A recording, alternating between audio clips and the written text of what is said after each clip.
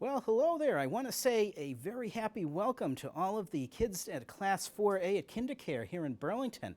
And guys, I've got to say, again, this is Peter Brown from the BCAT station right around the corner from you. And I know you guys sent me some really great questions that I received in my mailbox. And I have to thank you so much for taking the time to actually come up with these great questions. And I've got some answers that I hope can help explain some of the questions that you gave to me.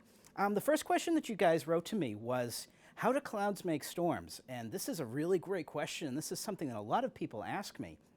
And basically what you have, as you know, on a nice summer day or a spring day, we can see all kinds of nice puffy clouds up in the sky. And those are the types of clouds that really look nice, and we really like those types of clouds. But sometimes what can happen is we can get all kinds of different winds from different directions up in the sky above us. And this can sometimes push all of the clouds together.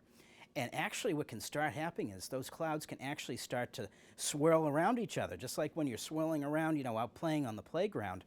And this actually allows more and more clouds to come together, and they get bigger and bigger, and that's what actually starts to make a storm.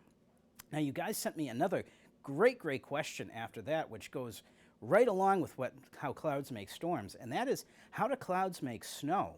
Now, it's interesting to say to you folks, did you know that actually all of the rain that we get down here when it's warm outside actually will begin as snow up in the clouds above us? And you probably ask me, well, how does that happen?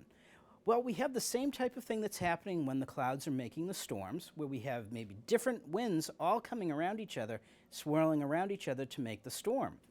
Now, as you know, if you've been up to the mountains or something like that, you know as you climb up the mountain, it actually gets much, much colder. And that's what's going on in the clouds.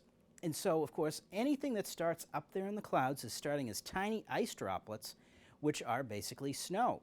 Now, of course, as you know, if it's cold enough down near we are here in the ground, around Christmas time, around the holidays, and it's really, really cold out there, any of that water that's falling down from the clouds never turns into rain, and therefore it actually turns into what we see as a snowflake.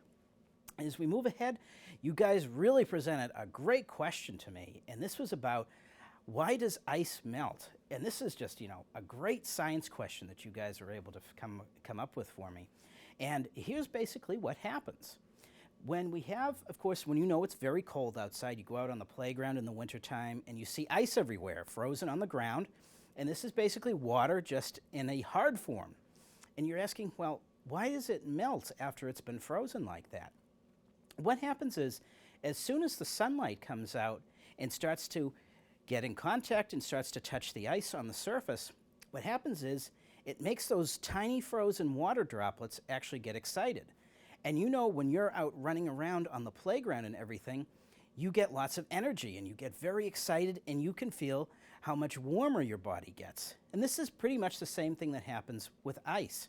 When the sun starts to hit that ice, it starts to warm the water droplets up.